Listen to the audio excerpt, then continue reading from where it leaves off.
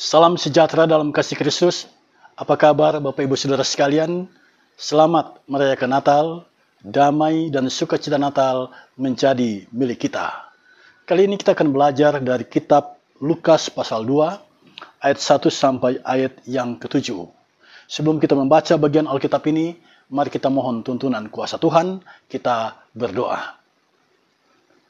Ya Kristus, sumber hikmat, saat ini kami mau belajar dari firman-Mu. Kami sadar siapa kami di hadapan Tuhan, manusia yang terbatas, manusia yang penuh dengan kelemahan.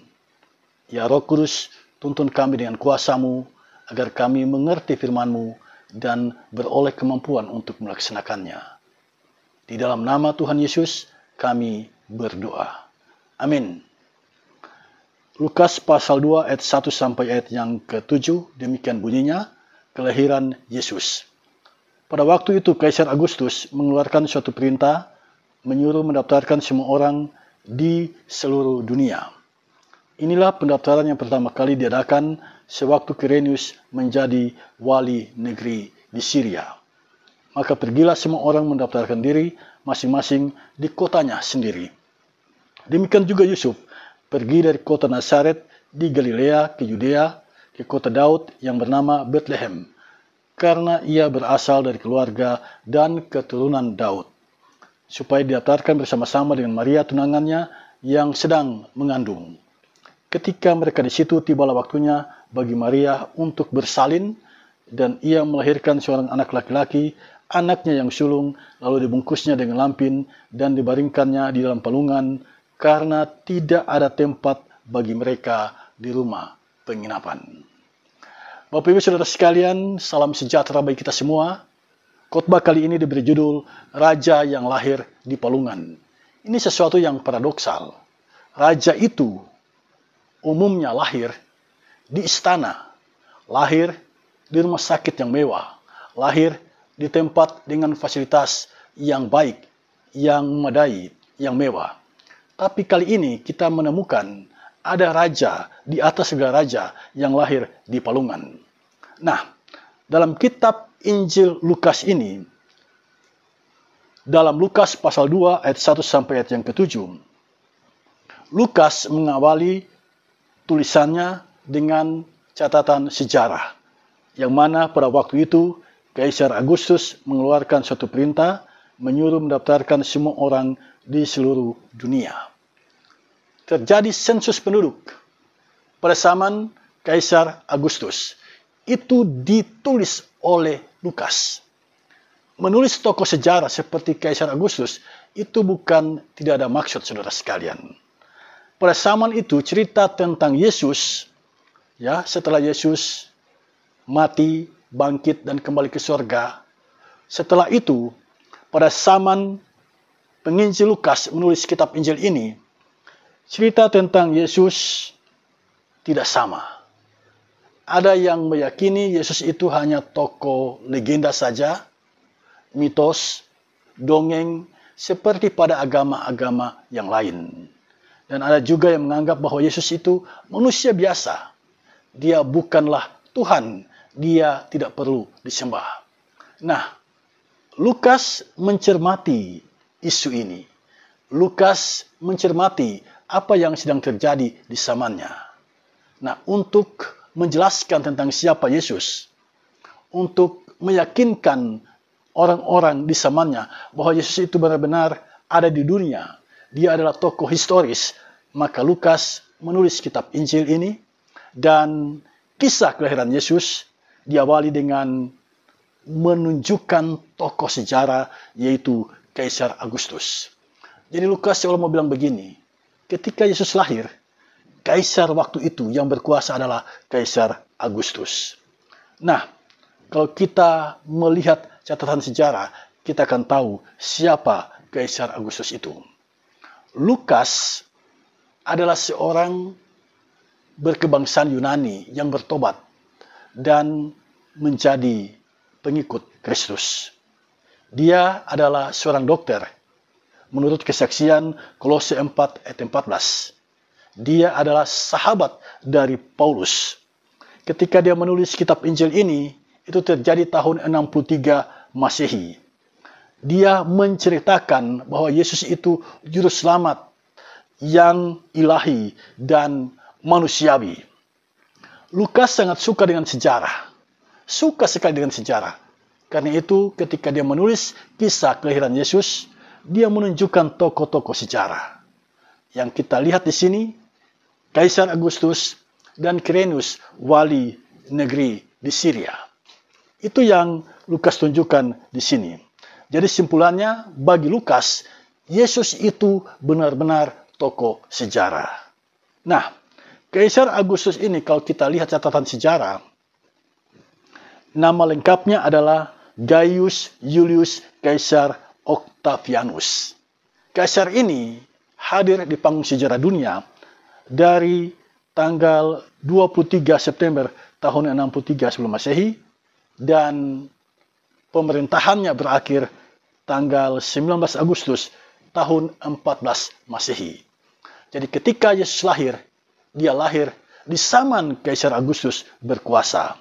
Lalu Lukas menyebut di dalam ayat yang kedua, Quirinius menjadi wali negeri di Syria. Itu yang disampaikan oleh Lukas kepada kita di sini. Nah, kalau kita lihat sejarah, di saat Quirinius menjadi wali negeri di Syria, maka di Yudea rajanya adalah Raja Herodes. Klop, saudara sekalian. Cocok. Quirinius menjadi wali negeri di Syria dan Herodes menjadi raja di Yudea, berdiam di kota Yerusalem. Nah, Quirinius wali negeri Syria. Kaisar Agustus, kaisar kerajaan Romawi yang berkuasa waktu itu. Herodes Agung, raja yang berkuasa di Yudea. Semua ini adalah tokoh-tokoh sejarah yang disebutkan oleh penginjil Lukas. Jadi, dengan menyebutkan hal ini, maka Lukas mengatakan kepada kita bahwa Yesus itu benar-benar tokoh sejarah. Dia hidup di bumi, dia lahir di bumi, dan dia menjalankan misi Allah, mewartakan kerajaan Allah di muka bumi ini. Nah, kalau kita melihat kitab Injil Yohanes, Yesus itu disebut firman. Firman itu bersama-sama dengan Allah, dan firman itu adalah Allah. Nah, firman itu menjadi manusia. Lukas menjelaskan tentang hal itu. Ketika firman menjadi manusia, dia lahir di kandang domba di kota Bethlehem, dan dia lahir di palungan. Itulah penjelasan dari penginjil Lukas. Jadi dengan cerita ini Lukas meyakinkan kita bahwa Yesus benar-benar tokoh sejarah. Dia benar-benar menjadi manusia. Dia bukan manusia setengah Allah seperti ajaran sesat waktu itu. Dia benar-benar Allah yang telah menjadi manusia. Yesus itu firman yang menjadi manusia. Karena Yesus Kristus menjalani kehidupan sebagai manusia, dia sangat memahami kita. Itu sesungguhnya yang mau dikatakan oleh penginjil Lukas. Dia adalah Allah yang menjadi manusia, firman yang menjadi manusia, dan dia sangat paham tentang manusia. Jadi jika saat ini engkau punya pergumulan, Tuhan Yesus sangat memahamimu. Dia tahu apa yang sedang menjadi pergumulanmu, dan dia tahu jalan keluar yang terbaik bagimu. Mengapa? Karena dia adalah Allah yang telah menjadi manusia. Dia pernah punya pikiran manusia, punya hati manusia, punya perasaan manusia. Karena itu dia sangat memahami manusia. Nah, Allah berkarya dalam sejarah. Yusuf yang di Nazaret, dia bergerak ke Bethlehem. Perhatikan baik-baik. Yusuf itu jauh di Nazaret. Dia bergerak ke Bethlehem. Mengapa? Karena ada sensus penduduk. Dan yang memerintahkan itu adalah Kaisar Agustus. Melawan perintah Kaisar, itu berarti resikonya adalah kematian. Dan Yusuf tidak mau mengambil resiko itu. Karena itu dia bergerak ke Bethlehem. Karena asal-usul nenek moyangnya adalah dari Bethlehem. Dia berasal dari keturunan Daud. Nah, Jadi Allah kita adalah Allah yang berkarya dalam sejarah. Allah yang menyertai kita dalam sejarah hidup kita.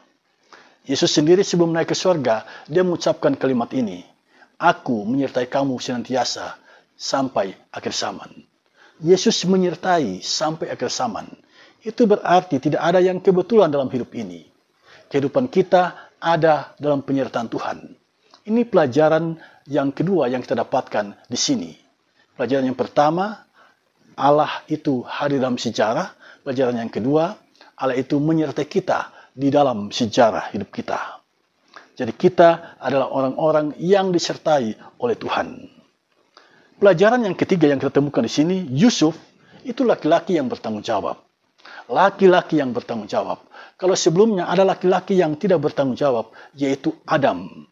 Ketika Tuhan menjumpai dia, Adam melemparkan kesalahan itu kepada Hawa. Tetapi Yusuf bukan laki-laki yang seperti itu. Yusuf laki-laki yang bertanggung jawab. Apa bukti bahwa Yusuf itu laki-laki yang bertanggung jawab? Ketika dilaksanakan sensus penduduk, Yusuf baru dalam status tunangan dengan Maria. Dan ketika Yusuf pergi ke Bethlehem, tunangannya itu dia bawa dan didaftarkan di sana. Itu berarti Yusuf benar-benar memperhatikan Maria. Yusuf benar-benar bertanggung jawab atas pertunanganannya itu, sehingga Maria dibawa serta ke Bethlehem. Saudara sekalian, sekarang mari kita evaluasi diri kita. Apakah kita termasuk orang yang bertanggung jawab di dalam kehidupan ini? Apakah kita bertanggung jawab dalam keluarga? Apakah kita bertanggung jawab dengan pekerjaan kita? Apakah kita bertanggung jawab dengan pelayanan kita? Apakah selama ini kita benar-benar bertumbuh sebagai pribadi yang bertanggung jawab? Ataukah kita seperti Adam yang suka melemparkan kesalahan kepada orang lain, yang suka mengkambing hitamkan orang lain? Yusuf bukanlah laki-laki seperti itu. Jadi, jika kita mau mencari profil teladan, laki-laki teladan yang bertanggung jawab, dialah Yusuf. Ini laki yang luar biasa. Dengan Maria, dia baru dalam status tunangan. Tetapi Maria sudah dibawanya ke Bethlehem, didaftarkan di kota Bethlehem. Saudara sekalian, dewasa ini ada banyak laki-laki yang tidak bertanggung jawab. Yusuf laki-laki yang sangat bertanggung jawab kepada tunangannya Maria. Itu pelajaran ketiga yang kita dapatkan di sini. Yang keempat, pelajaran yang keempat. Yesus lahir di palungan. Itu dicatat dalam ayat yang ke-6 sampai ayat yang ke-7. Ini hal yang paradoksal. Firman yang menjadi manusia lahir di palungan. Semua orang Israel tahu palungan itu dalam bahasa Yunani-nya fatne. Itu ada tempat makanan ternak. Menyebut palungan dalam pikiran orang-orang itu tempat yang kotor dan berbau. Yesus lahir di tempat yang kotor dan berbau. Pangeran surgawi, raja di atas segala raja, lahir di tempat yang kotor.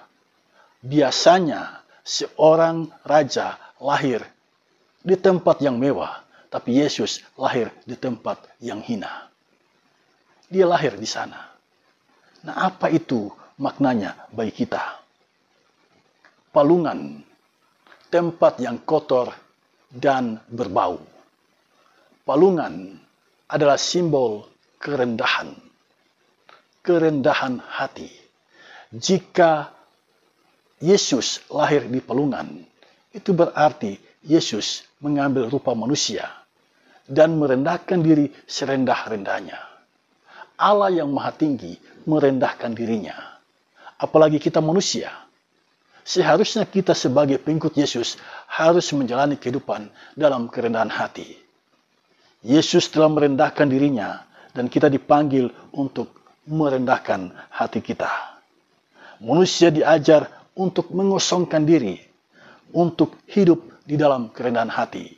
Dari situ kita mengerti ucapan kitab Amsal, tinggi hati mendahului kehancuran, kerendahan hati mendahului kehormatan. Kita sekarang sedang merayakan Natal Yesus Kristus.